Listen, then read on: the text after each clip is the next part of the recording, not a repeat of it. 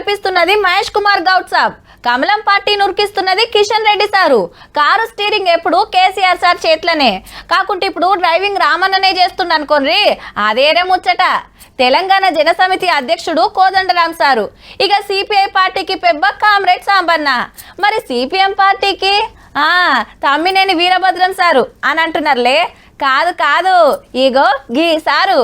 ఇక తెలంగాణ సుత్తెకొడవలి పెద్ద కామ్రేడ్ పేరు జాన్ వెస్లీ, అంటే సిపిఎం రాష్ట్ర కార్యదర్శి, ఊరు వనపర్తి జిల్లా అమర్చింత.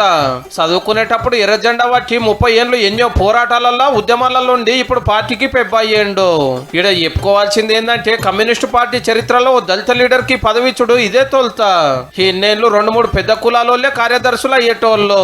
తెలంగాణ వచ్చినాక తమ్మినేని వీరభద్రం సారే నడిపిండు పార్టీని.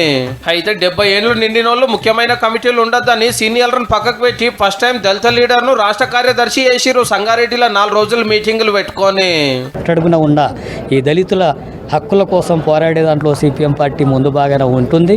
ఆ క్రమంలోనే ఈరోజు నాకు ఆ బాధ్యతలు ఆ పార్టీ ఇచ్చింది. అప్పట్లో సిపిఎం పార్టీ పతారా జోరుంటుండే తెలంగాణలో. ఎంపీలు ఎమ్మెల్యేలు ఎందరో ఉండేటోళ్ళు. చిన్నగా సుత్తెకొడవలి పదం తగ్గింది, ఎర్ర జెండా ఎలుస్తోంది. గడికో పార్టీతో పొత్తు పెట్టుకుని తోక పార్టీలనే పేరు తెచ్చుకునే కథ అయింది కమ్యూనిస్టులది. ఈ 10 ఏళ్లలో 3 మాటల అసెంబ్లీ ఎలక్షన్లు అయితే సిపిఎం గెలిచింది ఒకటే ఒక్క సీటు. ఇప్పుడైతే ఒక్కలిగినా లేరు. వామపక్షాల బలాన్ని ఓట్లతోన సీట్లతోన కొలిస్తే అది సరైనటువంటి కొలబద్ద కాదు.